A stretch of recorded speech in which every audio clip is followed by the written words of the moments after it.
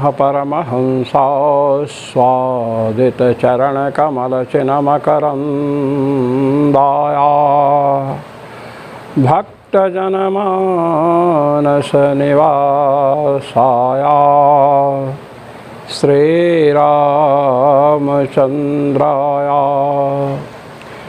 यत्र यत्र रघुनाथकीर्तनं तत्र तत्र कृतमस्तकाञ्जलिं बाष्पवारि परिपूर्णलोचनं मारुतिं नमते राक्षसान्तकम् सीतानाथसमारम्भां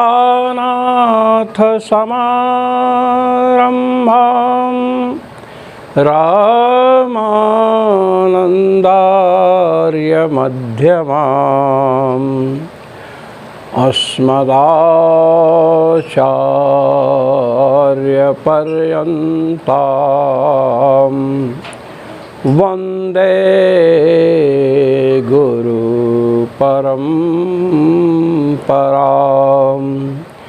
वन्दे गुरुपरम्परां सर्वेश्वर श्रीरघुनाथो विजयते तरा।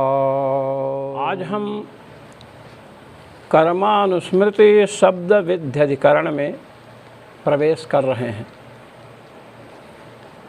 स एव तु कर्मानुस्मृति शब्द विधिभ्यः, तृतीय अध्याय के द्वितीय पाद का 9वां सूत्र है। इस सूत्र का अवतरण भगवान बादरायण के द्वारा क्यों किया गया, इस पर भगवत्पाद श्री स्वामी रामानंदाचार्य जी महाराज आनंद भाष्य के द्वारा भूमिका प्रस्तुत करते हैं। एवं सुषुप्तौ सत्संपत्तेरनन्तरं जीव प्रबोधे विचार्यते।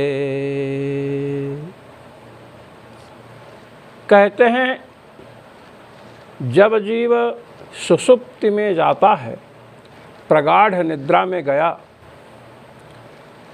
तो परमात्मा के साथ विश्राम किया, अर्थात उसे भगवत प्राप्ति हो गई। भगवान से आश्लिष्ट होकर के जीव वहाँ रहता है। इसमें अनेक प्रकार के दृष्टांत दिए गए हैं उपनिषदों में। जैसे कोई अपनी प्रियतमा से गाढ़ालिंगित होकर के रहता है, उसे बाहर अथवा भीतर की किसी वस्तु का पता नहीं चलता है। इसी प्रकार भगवान से समालिंगित होकर के जीव रहता है सुषुप्ति काल में। अब कहते हैं जब सुषुप्ति भंग हुई, सुषुप्त अवस्था से जीव जब बाहर आया, उस पर विचार किया जा रहा है कि जो जीव सुषुप्ति में गया है वही आया है अथवा कोई दूसरा आया है।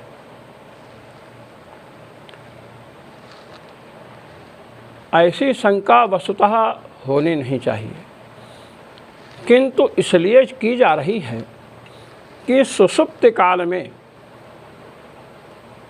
जीव इंद्रियां, मन, बुद्धि, चित्त, अहंकार,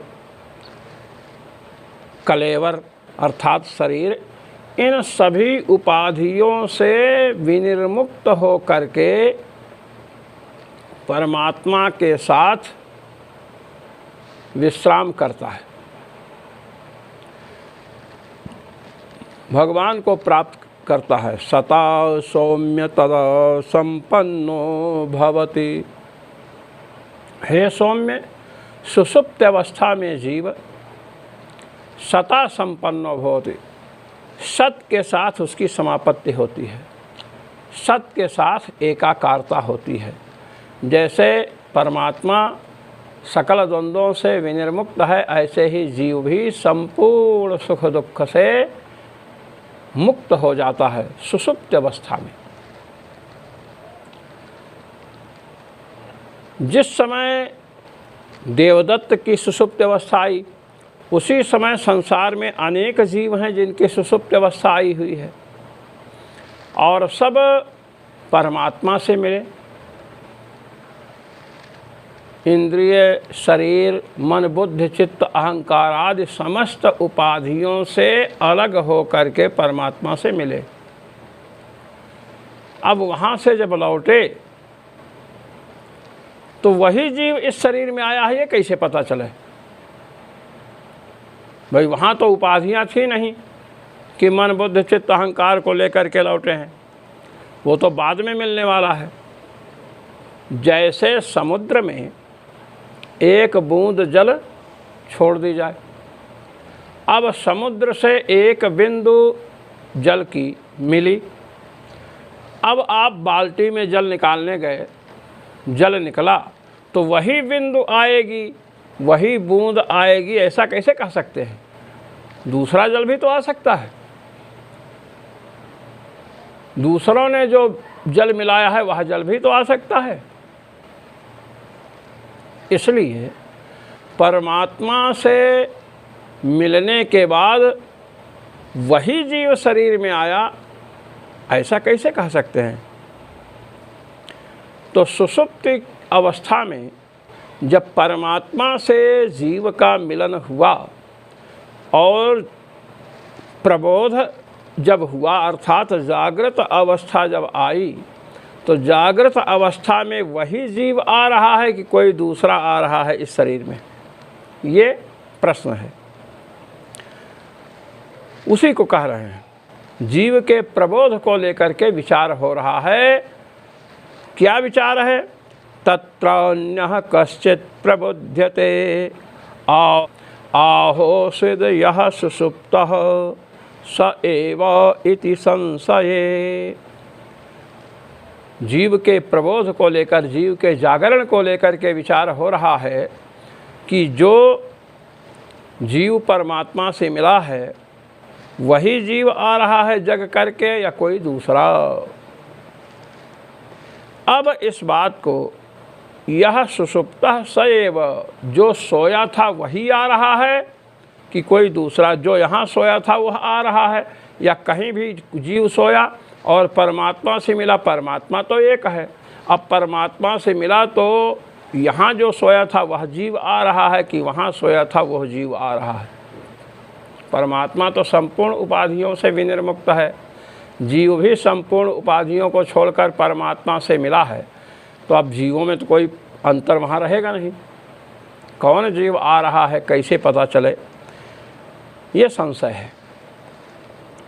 अब इसी को भगवत पाद श्री स्वामी रामानंदाचार्य जी महाराज आनंद भाष्य के द्वारा प्रस्तुत कर रहे हैं, दृष्टांत को देते हुए।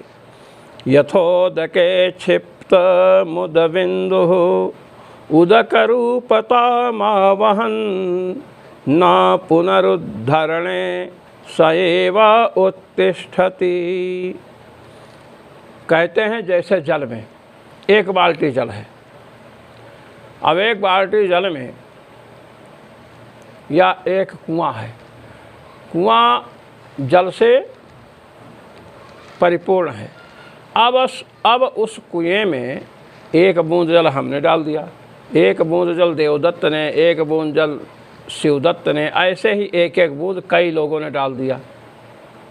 मान लीजिए 10 लोगों ने डाला। अब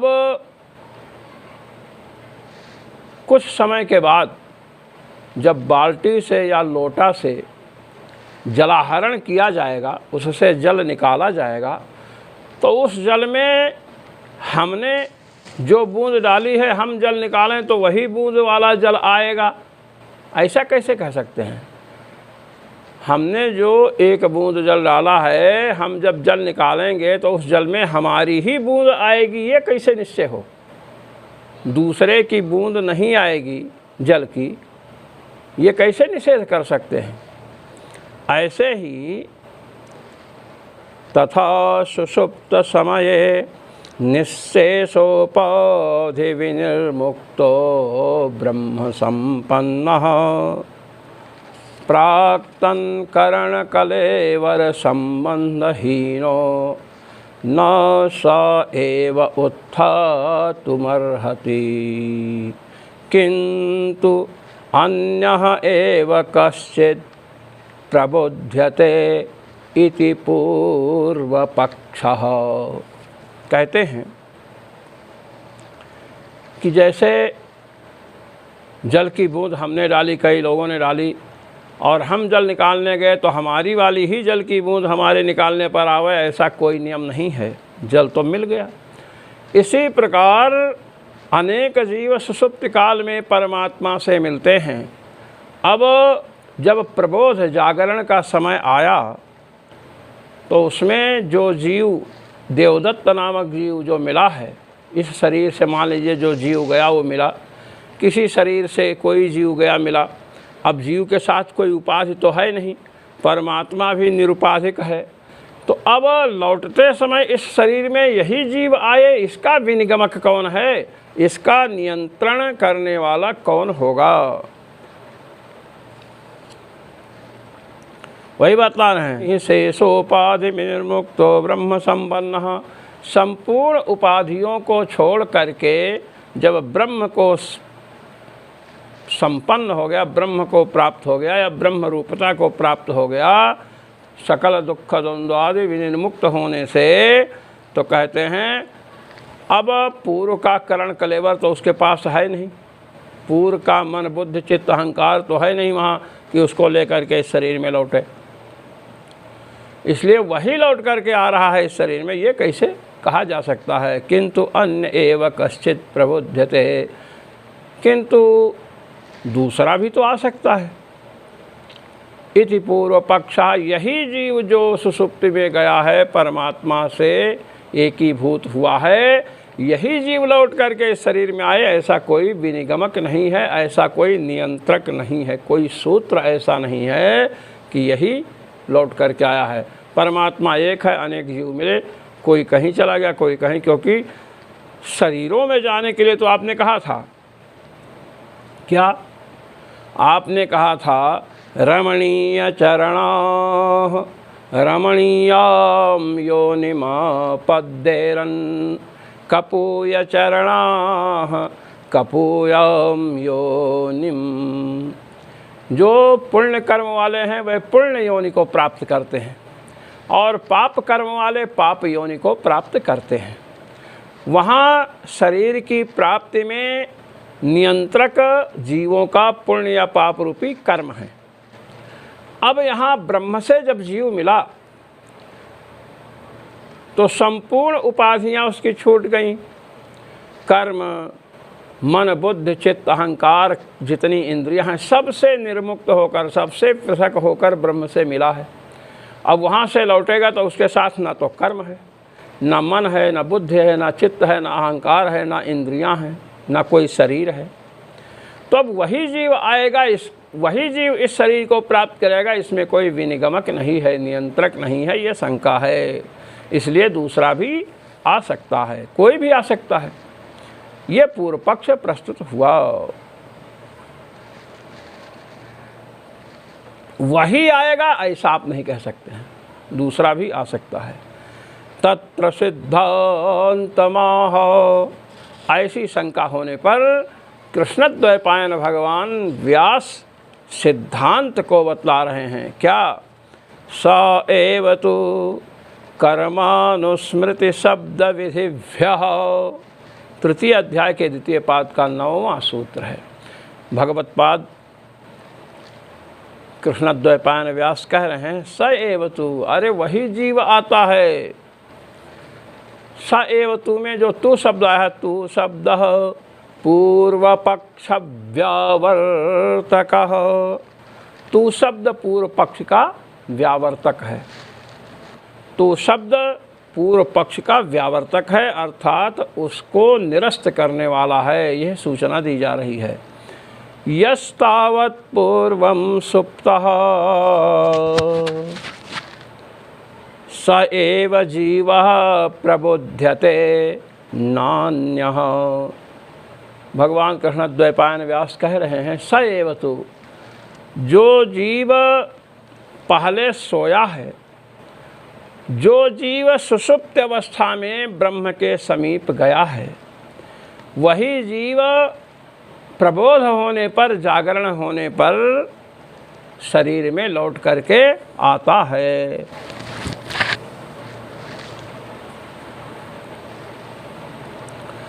नान्यः, दूसरे शरीर में लौटकर चला जाए, ऐसी बात नहीं है।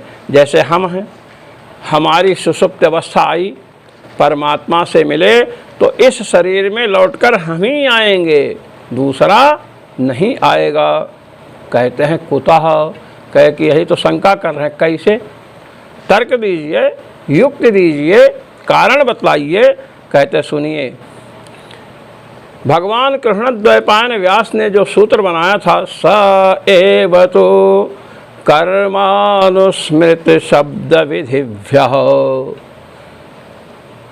वही जीव लौट करके आता है। इसमें हेतु बतला रहे हैं, कारण बतला रहे हैं। कर्म, अनुस्मृति, शब्द और विधिभ्यः, विधि वाक्य, 4 कारण बतला रहे हैं कि वही जीव लौट कर आया है जिसकी सुषुप्ति हुई थी, दूसरा नहीं आया है। कहते हैं कर्म शब्द पहले दिया, कर्मानुस्मृति शब्द विधिभ्यः, कर्म हेतु है।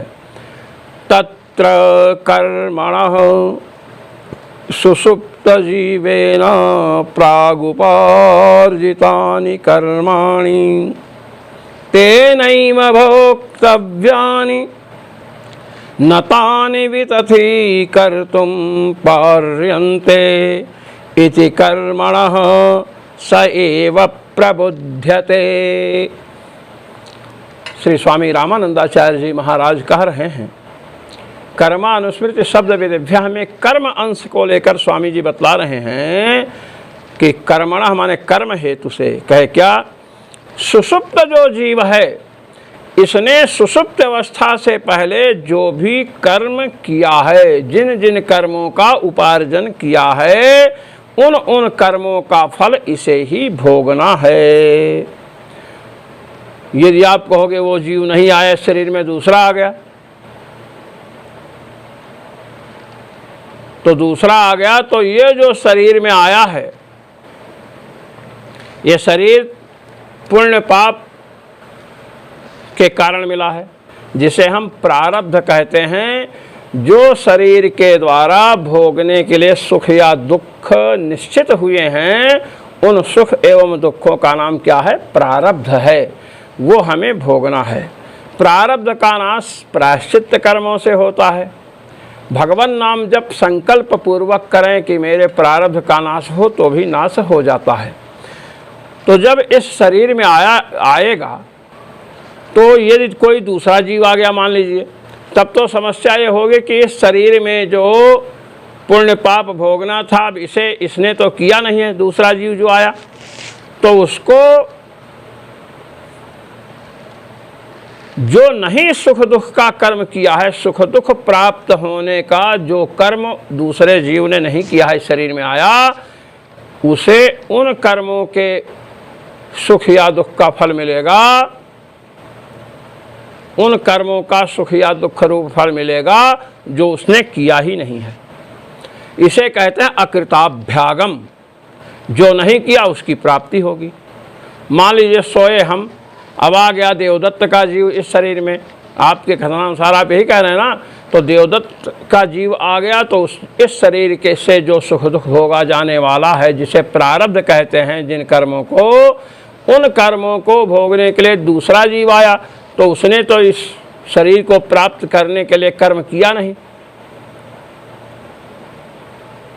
तो अकृत जो अनिष्पादित कर्म है, उन कर्मों के सुख दुख रूप फल भोग की प्रसक्ति होगी, प्राप्ति होगी। इसलिए दूसरा जीव आया ऐसा आप नहीं कह सकते हैं। और कृतप्रणाश जिस जीव ने अपने प्रारब्ध के कारण इस शरीर को प्राप्त किया, अब वह चला गया सुषुप्त अवस्था में ब्रह्म के समीप, अब वहाँ से वह लौट कर नहीं आया इस शरीर में, तो जो कर्म उसने संपन्न किया था, संपादित किया था, जिन कर्मों का फल भोगने के लिए यह शरीर मानव शरीर मिला है, तो कृतप्रणाश हो जाएगा। किए हुए कर्म का फल उसे मिला ही नहीं, तो व्यर्थ हो जाएगा उसके लिए। और जिसने इस शरीर को प्राप्त करने के लिए कर्म ही नहीं किया और वह इसमें आ गया, तो उसे अकृताभ्यागम आएगा।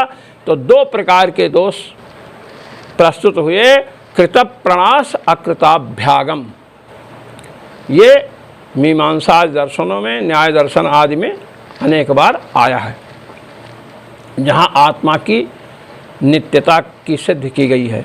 आइए, न तो निवितथि कर्तुम पर्यन्ते। कर्म को तो व्यर्थ नहीं किया जा सकता है, कोई भी व्यर्थ नहीं कर सकता है। आपने भोजन किया तो भूख की निवृत्ति आपकी होगी। हमको प्यास लगी है तो पानी हम पिएं और प्यास आपकी बुझे, ऐसा कैसे हो सकता है?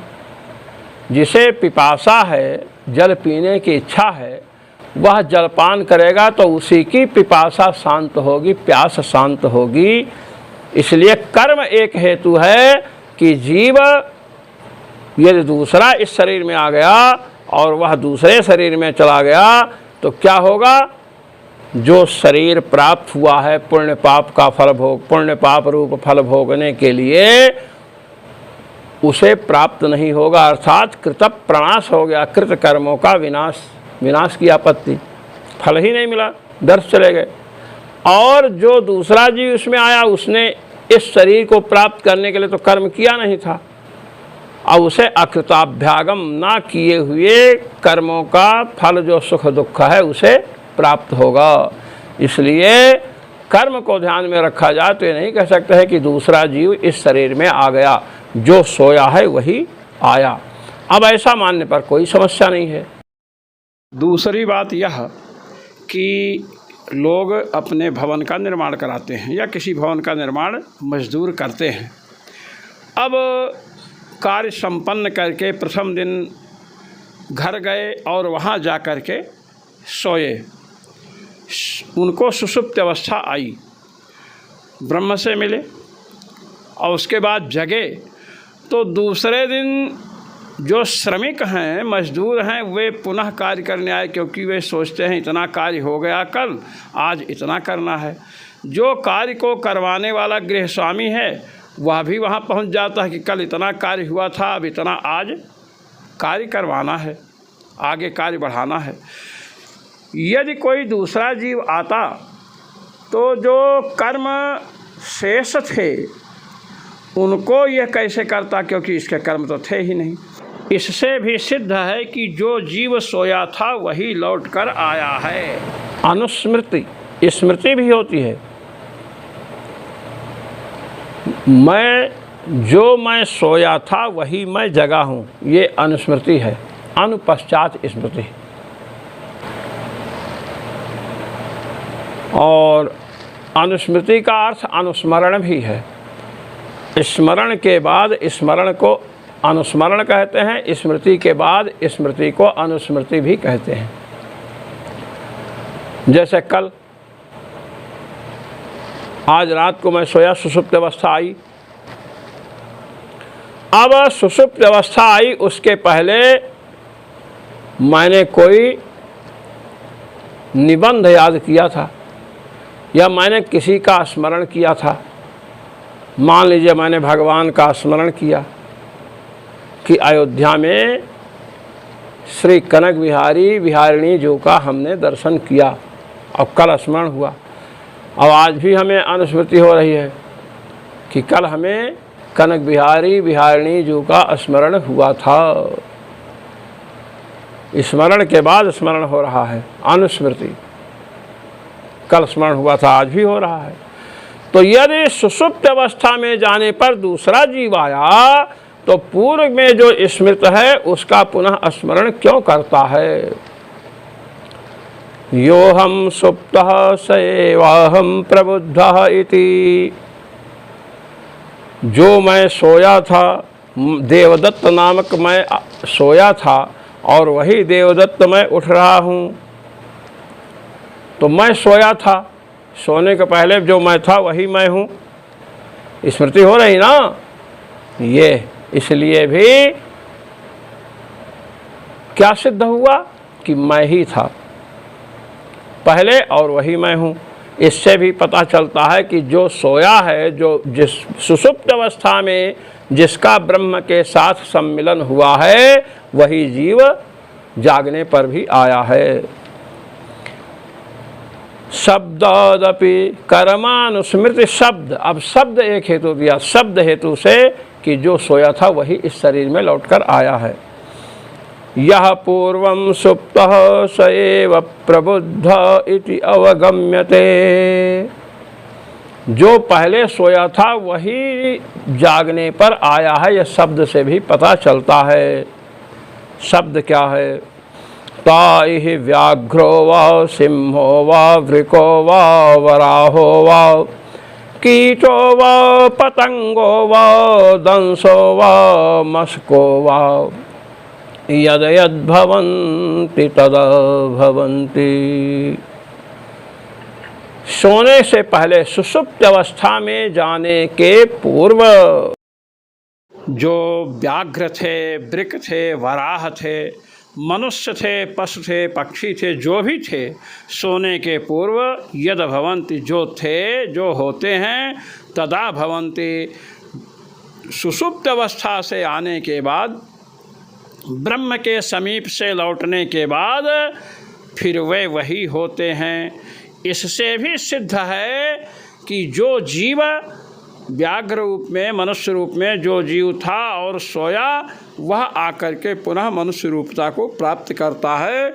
इससे भी सिद्ध हुआ कि वही जीव है। यह शब्द के द्वारा बतलाया गया। स्मृति जो हो रही है, स्मृति और अनुभव समानाधिकरण होते हैं। भवयोः समानाधिकरण्य नियमः। अनुभव और स्मृति में समानाधिकरण का नियम है। यदि आपको अनुभव हुआ श्री अयोध्या जी में जाकर कनक बिहारी सरकार का और वहाँ पुजारी इत्यादि का, महात्माओं का, तो वह स्मरण हमें नहीं होने लगेगा, वह स्मरण आपको ही होगा। तो सोने से पहले श्री कनक बिहारी, श्री बांके बिहारी, श्री राधा वल्लभ भगवान का स्मरण हुआ और जागने के बाद उस दिन पुनः उनका स्मरण होता है। और दूसरी बात ये लीजिए, सोने के पहले आप कोई कार्य करना चाहते थे, दिन को करना चाहते थे, नहीं कि आपको सोने के पहले स्मरण में बात आई, अरे हमें ये कार्य करना था। अब स्मरण में आई बात और उसके बाद सो गए।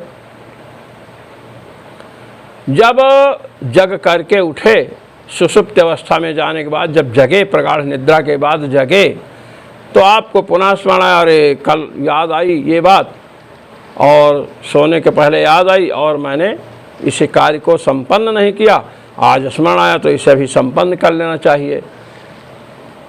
तो इस प्रकार शब्द के द्वारा भी यह पता चलता है, व्याघ्रो व सिंहो व वराहो व, व्याघ्र, सिंह, वराह, कीट, पतंग जो होता है वह सब सुषुप्त अवस्था से लौटने के बाद भी होता है। अर्थात जो जीव मनुष्य था, सुषुप्ति आई, पुनः सुषुप्ति के बाद वह मनुष्य ही होता है। दूसरी बात यह कि मान लीजिए, और देखने में भी आता है कि देवदत्त सोया, सुषुप्त अवस्था में गया, प्रगाढ़ निद्रा में है। अब कोई आया, उसने कहा देवदत्त। अब इस देवदत्त शब्द को सुन करके वह जगता है। यदि सुषुप्ति के बाद दूसरा जीव आता जिसका देवदत्त नाम ही नहीं था, तो वह कैसे उठता?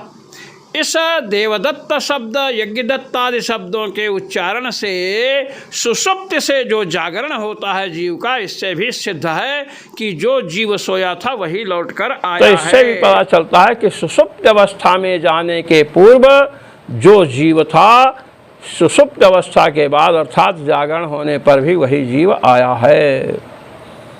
विधिभ्यश्च स एव तो कर्मानुस्मृति शब्द विधिभ्यः। अब देखिए विधि का दे रहे हैं, विधि वाक्यों के बल से भी यही निश्चित होगा कि जो जीव सोया था वही लौटकर आया। कैसे कहते सुनो, आत्मा वारे द्रष्टव्यः श्रोतव्यो मंतव्यो निदिध्यासितव्यः। यह बृहदारण्यक उपनिषद का 4th अध्याय का वाक्य है, 5म खंड का 6ठा वाक्य है। आत्मा वारे द्रष्टव्यः। याज्ञवल्क्य जी कह रहे हैं कि मैत्रेयी आत्मा का साक्षात्कार करना चाहिए, इसके लिए श्रोतव्यः, आत्मा का श्रवण करे, गुरु के चरणों में बैठ करके श्रवण के बाद मनन करे और मनन के बाद निदिध्यासन करे, निदिध्यासन के बाद उसे आत्मस्वरूप का साक्षात्कार होता है। तो ये विधिवाक्य है। कहते इत्येवमादयो मोक्षार्था विधयः आत्मदर्शनमन्तरेण जीवस्य सुषुप्तिमात्रेण मुक्तत्वे तस्यैव पुनरप्रबुद्धत्वे व्यर्थतां गच्छेयुः। कहते हैं कि आत्म साक्षात्कार करने के लिए भगवान वेद के द्वारा अनेक साधनों का उपदेश हुआ है। मोक्ष की प्राप्ति के लिए जो विधि वाक्य हैं वो कह रहे हैं कि आत्मदर्शन करना चाहिए, आत्म साक्षात्कार करना चाहिए, इससे जीव संसार सागर से मुक्त हो जाता है। अब सुषुप्त अवस्था में गए, ब्रह्म से मिल गए, लौट करके आए ही नहीं शरीर में, तो लौट करके आए ही नहीं, वहीं मुक्त हो गए। तो विधि वाक्य संसार में जितने जीव हैं सुषुप्ति तो आएगी ही, तो उसी से मुक्त हो जाएंगे। विधि वाक्यों का अनर्थक्य होगा, इसलिए भी समझना चाहिए कि जीव लौट करके आता है और वही आता है। तस्यैव पुनः अप्रबुद्धत्वे। यदि वही जीव प्रबुद्ध नहीं हुआ, दो बातें बता रहे हैं। एक तो सुषुप्त अवस्था को प्राप्त करने के बाद उसको मुक्त मान लिए, और दूसरा जीव आया शरीर में, तो कृतप्रणाश अकृताभ्यागम की प्रसक्ति होगी। ये जो बात मैं पहले बता चुका हूँ, उसको यहाँ दोहराने की आवश्यकता नहीं है। सुषुप्ति मात्र से मुक्त हो जाएं जीव, ब्रह्म में करण कलेवर इत्यादि को छोड़ करके मिल गए, अब मिल गए तो मिल गए। जैसे जल की बूंद समुद्र में मिल गई तो मिल गई, लौट करके बाल्टी में आपके नहीं आएगी। यही बात बतला रहे हैं कि जो जीव भगवान से मिला, लौट करके नहीं आया, कोई दूसरा आ गया, तो फिर मोक्ष शास्त्र का अनर्थक्य है। ऐसा तो कह नहीं सकते कि एक जीव भगवान से मिला मुक्त हो गया, दूसरा मिला तो मुक्त नहीं हुआ, ऐसा तो कह नहीं सकते हैं। करण कलेवर इंद्रियां मन बुद्धि चित्त अहंकार कर्म सबको छोड़ करके जीव भगवान से मिला है सुषुप्त अवस्था में। अब ऐसे अवस्था में मुक्त मान लिया जाए तो विधि वाक्य जो हैं वे व्यर्थ हो जाएंगे। और वही यदि नहीं आया, कोई दूसरा जीव आ गया जो बद्ध है, ऐसा मान लें, तो कहते हैं अकृताभ्यागम की प्रसक्ति होगी। जो कर्म उसने नहीं किया उसके फल भोग की प्रसक्ति होगी, और विधिवाक्य अनर्थक हो जाएंगे, सुषुप्ति से ही मुक्त हो जाएंगे। क्या ज़रूरत है आत्मा के श्रवण मनन निधिध्यासन की, धर्म करने की क्या आवश्यकता है। यावज्जीवेत सुखम जीवेत ऋणम कृत्वा घृतम पिबेत भस्मीभूतस्य देहस्य पुनरागमनं कुतः जब तक जियो सुख से जियो, ऋण को लेकर घी को पियो, जब शरीर जल गया तो आएगा कौन। इस प्रकार चार वाकों के अनुसार जो विचारधारा में बह रहे हैं, ऐसे लोगों के लिए शास्त्र नहीं है। वही बता रहे हैं, ये सब वाक्य व्यर्थ हो जाएंगे, इसलिए वह जीव लौटकर आता है और अपने कर्मों से प्राप्त इस शरीर से सुख दुख का फल, सुख दुख रूपी फल भोगता है। अब कृतप्रणाश अकृताभ्यागम की प्रसक्ति भी नहीं होगी, मोक्ष शास्त्र भी अनर्थक नहीं होंगे, और अनुस्मरण योहम सुप्तः सयैव प्रबुद्धः, यह स्मरण अनुस्मरण भी बन जाएगा, सब कुछ हो जाएगा। नहीं ऐसाम अनर्थक्यम युज्यते, विधि वाक्यों को अनर्थक नहीं बतला सकते हैं, भगवान वेद की आज्ञा है, इसलिए सुषुप्त मात्र से लोग मुक्त नहीं होते हैं और वही जीव लौट करके आता है, अन्यथा कृतप्रणाश अकृताभ्यागम की प्रसक्ति होगी। तस्माद् यः सुप्तः स एव प्रबुध्यते नान्यः इति, करें इसलिए जो सोया है वही जगा है, दूसरा नहीं जगा है। यह सिद्धांत समझना चाहिए, इधर उधर की फालतू शंका नहीं करनी चाहिए। आपकी शंका तर्क से खंडित कर दी गई। इति कर्मानुस्मृत शब्द विध्यधिकरणम, इस प्रकार आज ब्रह्मसूत्र में कर्मानुस्मृत शब्द विध्यधिकरण पूर्ण हुआ। जो मनीषी महानुभाव भगवत पाद श्री स्वामी रामानंदाचार्य जी महाराज द्वारा विरचित श्रीमद् आनंद भाष्य का श्रवण पठन पाठन मनन एवं निधिध्यासन करते हैं, उन सभी को भगवान सर्वेश्वर श्री रघुनाथ जी की ओर से अनंत अनंत आशीष और मेरी ओर से शुभकामनाएं।